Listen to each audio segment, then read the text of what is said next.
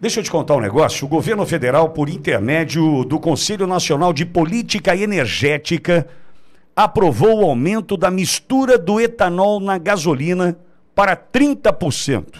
Atualmente está em 27%.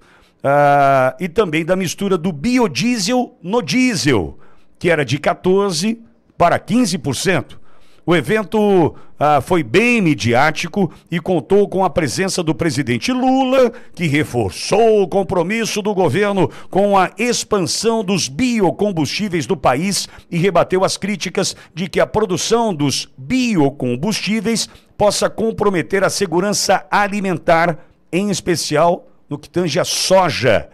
Para entendermos com mais profundidade toda essa medida, contamos agora com a presença de Rafael Otaiano. Rafael é suplente de vereador em Vitória, no Espírito Santo, ex-diretor do Sindicato Nacional dos Transportadores, Revendedores e Retalhistas e da FECombustíveis, a Federação Nacional do Comércio de Combustíveis e de Lubrificantes.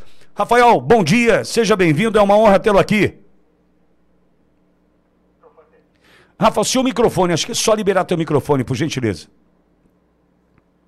Agora sim, Pitório, obrigado pelo convite, muito honrado estar aqui com você, com toda a sua audiência, e vamos falar disso aí, porque hoje em dia falar a verdade é difícil e as narrativas tentam se sobrepor à realidade. Exatamente. Rafa, minha primeira questão vai exatamente nesse sentido. Como é que essa medida do governo foi recebida pelas empresas do setor de petróleo e gás do país e também como foi recebida pelo mercado essa informação, Rafa?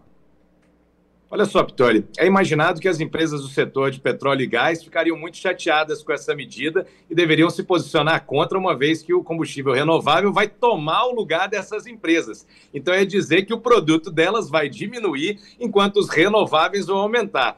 Mas como no Brasil a gente já sabe que se posicionar contra o governo vai gerar conflito, isso não vai agregar para o setor. A nota do Instituto Brasileiro de Petróleo foi que o setor de petróleo e gás está a favor e apoia esta medida, inclusive apoiando a descarbonização da matriz no Brasil. O que fica muito claro aí é que eles endossam a narrativa do governo, quando na verdade deveriam inclusive se colocar se opondo, mostrando aí o desenvolvimento de tecnologias e dentro da própria linha dos combustíveis derivados de fósseis, mostrar como que as novas tecnologias já agregam melhores combustíveis, né? Agora, o mercado, por outro lado, já vem com uma certa reticência. A Confederação Nacional dos Transportes já havia falado no passado que o aumento de medidas de biodiesel, no caso do diesel, podem afetar a qualidade do combustível, principalmente quando chega nessa área do inverno, nessa região, porque o combustível vai ter que atravessar o país para ser distribuído em áreas muitas vezes longe das próprias usinas. Então você tem aí uma perda de qualidade ao longo dessa cadeia logística. Então isso por si só, ainda que para alguns batam palma quando não deveriam, outros, por outro lado, já recebem isso aí com uma certa reticência. Rafa, agora, a preocupação, eu estou me colocando na posição de consumidor, que sou, né, consumidor final. Né? A minha preocupação é com relação à qualidade. Por exemplo, eu tenho uma caminhonete diesel. Né? Como funciona o controle e a fiscalização para evitar a adulteração e as fraudes dos combustíveis? Porque quando a gente fala de biocombustível, né, de 14 para 15 no diesel, por exemplo, agora etanol de 27 para 30 na gasolina, isso certamente traz um impacto para o dia a dia do motor desse veículo, né? Esse sempre tem sido o questionamento, né, Pitório? Com relação aos testes que antecedem medidas como essa. Porque o governo, ele reage ao mercado, ele não faz um alinhamento. Então você imagina o seguinte, se até então, cadê os testes que garantem essa qualidade de 15% da mistura? No passado a gente já tinha conflitos em relação a isso, justamente porque da base de quem produz o biodiesel, naturalmente faz os seus investimentos, quer a sua previsibilidade com essa mistura. Mas do outro lado, quando o governo reage e muda isso, quem consome não tem essa previsibilidade, porque o equipamento que ele comprou foi preparado até para um tipo de mistura. Agora, como será que vai reagir diante desta mudança repentina e com as variáveis todas que a gente tem no nosso país? Então você fala assim, variação de temperatura, variação do tempo desse produto, desde que ele foi produzido até a chegada, estoques desse produto. Então, assim, é difícil garantir que vai estar 100% da qualidade que saiu da usina na hora que vai chegar para o consumidor. E isso se assevera ainda mais agora, quando a Agência Nacional de Petróleo teve cortes no seu programa de monitoramento da qualidade dos combustíveis, que realizava 16 mil avaliações por mês. E a última vez que isso aconteceu, nessa suspensão em 2024, teve aí um aumento de 40% nos problemas, irregularidades, e você já imagina como é que esse mercado de combustível reage quando a bandidagem quer entrar, né? E posso imaginar, Rafa, que tem uma outra questão, uma outra variável, por exemplo, para o caminhoneiro, para quem está no dia a dia, na lida. O motor vai apresentar problema, ou uma variável aqui, outra ali, vai ter problema, Rafa.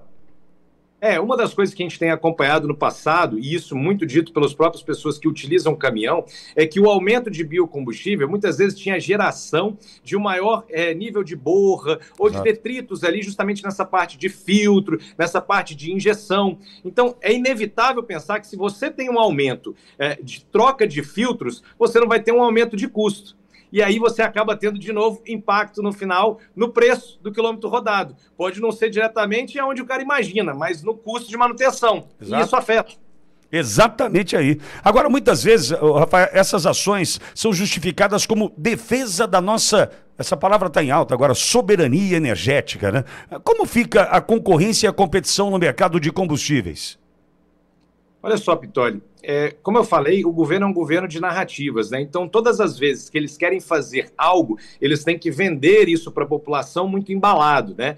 Então, quando ele fala soberania nacional, na verdade, ele está querendo justificar o porquê dele estar reforçando deveras reservas de mercado. Se você parar para analisar, no etanol, você pode importar etanol, no entanto, eles colocam 18% de taxas de imposto, por exemplo, ao etanol que vem dos Estados Unidos para o Brasil. Então você não tem muita importação. Já no biodiesel, tinha sido aprovado no governo passado a liberação de importação de biodiesel, o que geraria uma competição para esse mercado aqui no Brasil, inclusive tendo variação de preços. No entanto, foi-se feito nesse governo agora o quê? Levou-se para o Ministério suspendeu a importação, colocou para um grupo de trabalho que fez 5 subcomissões. Todas disseram que eram a favor da importação de biodiesel e pasme. Aí o Ministério deu mais 180 dias para eles pensarem e se aprofundarem sobre isso. Bom, e essas medidas anunciadas afetam de alguma forma a previsibilidade do mercado consumidor, Rafa? Com toda certeza. Imagina que você tinha feito uma previsão de gasto de combustível em relação a um valor. E eles dizem que para proteger a soberania nacional, pela alta do preço do petróleo, vão aumentar o biodiesel no diesel, porque isso favorece o Brasil. Mas no final das contas, o biodiesel hoje está custando cerca de R$ 5,30, enquanto o preço do diesel lá na refinaria é R$ 3,40. Então isso, na verdade, vai aumentar o preço do combustível com uma qualidade que pode vir a ser pior do que se tinha até então. Então, assim, não faz o menor sentido e o consumidor, nessas horas, só tende a perder. E a atuação direta do governo demonstra, para mim, claramente, uma interferência na livre variação dos preços dos combustíveis do mercado nacional e internacional, né? Todas as vezes que o governo entra na iniciativa privada, a gente tem problema. E o governo tende a querer sempre controlar o preço dos combustíveis como forma de tentar controlar a inflação. Só que você vê, a medida é tão contrassenso que, ao atender muito mais à vontade de quem está fazendo pressão e articulação em Brasília, deixa de se satisfazer a demanda da população que está em todo o Brasil. Então, assim, é uma clara interferência, atende à intenção aí de uns e outros, mas, de novo, quando você ainda reduz a verba que vai para uma agência que faz o controle de qualidade, você coloca o consumidor à mercê do que a gente não sabe que vem pela frente. E, Rafa, tem um detalhe, né? Me corrija se eu estiver enganado.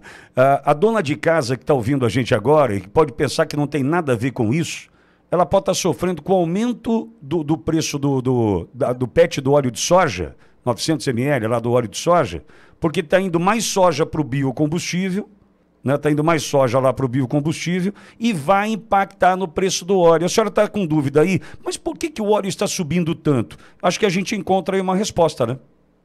Com toda certeza, Pitoli. Imagina o seguinte, o cara que produz o biodiesel ou produz o óleo, se ele pode vender a um valor como óleo de soja ou outro valor como biodiesel, é melhor vender sempre pelo que está saindo mais caro. Então vamos vender óleo de soja como biodiesel do que óleo de soja para a senhora da casa dela fazer lá a fritura. Outra coisa, o sebo de boi, é melhor vender para fazer sabão ou é melhor vender para fazer biodiesel? Então, de novo, pelas narrativas e pelo interesse de determinados grupos, o que a gente percebe é o governo se envolvendo para sustentar o quase equivalente a reservas de mercado em detrimento de toda uma população. E isso, de novo, só afeta as pessoas, principalmente a dona de casa. Com um detalhe, o aumento no custo do frete, no custo de manutenção de forma geral, vai impactar o frete rodoviário. 70% das cargas no Brasil rodam em cima do rodoviário, rodam em cima dos nossos caminhões. Então, no final das contas, se aumenta o preço do frete ou se cai a qualidade do combustível,